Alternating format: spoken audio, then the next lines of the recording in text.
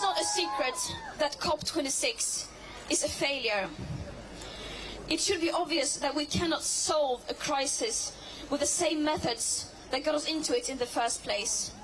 And more people are starting to realize this. Many are starting to ask themselves, what will it take for the people in power to wake up? But let's be clear, they are already awake. They know exactly what they are doing. They know exactly what priceless values they are sacrificing to maintain business as usual. The leaders are not doing nothing. They are actively creating loopholes and shaping frameworks to benefit themselves and to continue profiting from this destructive system. This is an active choice by the leaders to continue to let the exploitation of people and nature and the destruction of present and future living conditions to take place. The COP has turned into a PR event where leaders are giving beautiful speeches and announcing fancy commitments and targets, while behind the curtains, the governments of the global north countries are still refusing to take any drastic climate action.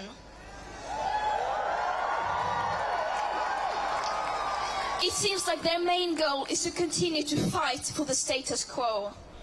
And COP26 has been named the most exclusionary COP ever. This is a summit conference. This is now a global greenwash festival.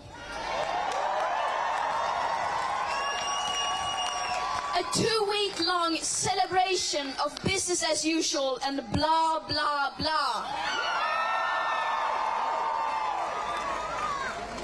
The most affected people in the most affected areas still remain unheard. And the voices of future generations are drowning in their greenwash and empty words and promises. But the facts do not lie, and we know that our emperors are naked. To stay below the targets set in the Paris Agreement and thereby minimizing the risks of setting off irreversible chain reactions beyond human control, we need immediate, drastic, annual emission cuts unlike anything the world has ever seen. And as we don't have the technological solutions that alone will do anything even close to that, that means we will have to fundamentally change our society. And this is the uncomfortable result of our leaders' repeated failure to address this crisis. At the current emissions rates, our remaining CO2 budgets to give us the best chances of staying below 1.5 degrees Celsius will be gone within the end of this decade.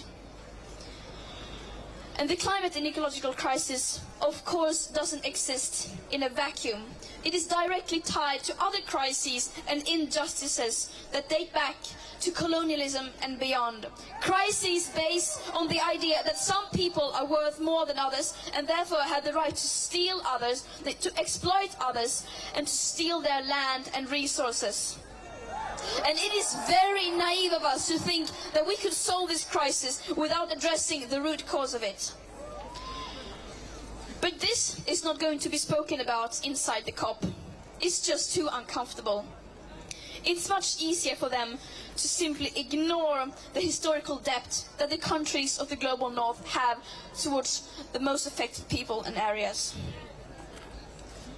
And the question we must now ask ourselves is, what is it that we are fighting for? Are we fighting to save ourselves and the living planet? Or are we fighting to maintain business as usual? Our leaders say that we can have both. But the harsh truth is that that is not possible in practice. The people in power can continue to live in their bubble filled with their fantasies, like eternal growth on a finite planet and technological solutions that will suddenly appear seemingly out of nowhere and will erase all of these crises just like that. All this while the world is literally burning on fire, and while the people living on the front lines are still bearing the brunt of the climate crisis. They can continue to ignore the consequences of their inaction, but history will judge them poorly, and we will not accept it.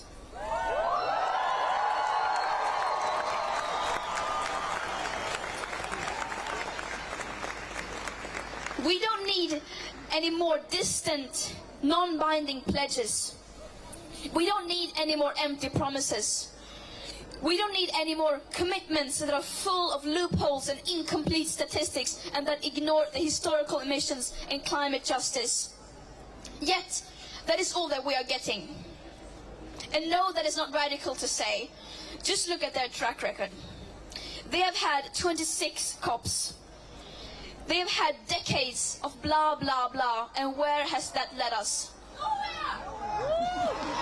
Over 50% of all our CO2 emissions have occurred since 1990, and about a third since 2005. All this while the media is reporting on what people in power say that they are going to do, rather than what they actually do. Time and time again, the media fails to hold the people in power responsible for their action and inaction. As they continue to expand fossil fuel infrastructure, opening up new coal mines, coal power plants, granting new oil licenses, and still refusing to do even the bare minimum, like delivering on the long-promised climate finance for loss and damage to the most vulnerable and least responsible countries.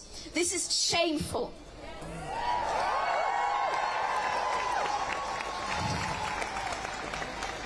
Some people say that we are being too radical, but the truth is that they are the ones who are radical.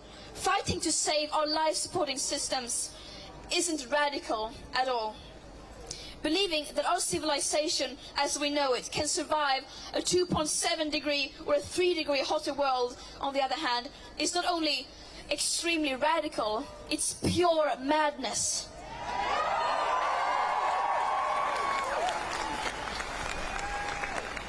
Here, we speak the truth. The people in power are obviously scared of the truth. Yet, no matter how hard they try, they cannot escape from it. They cannot ignore the scientific consensus, and above all, they cannot ignore us, the people, including their own children. They cannot ignore our screams as we reclaim our power. We are tired of their blah, blah, blah. Our leaders are not leading. This is what leadership looks like.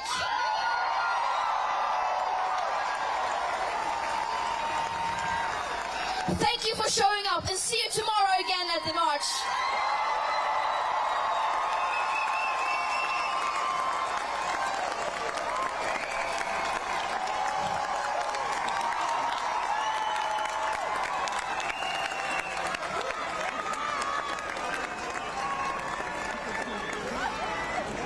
Thank you all so much for coming. That was incredible to hear. I'd like to invite the group from Fridays for Future Glasgow, who are responsible for organising this incredible day.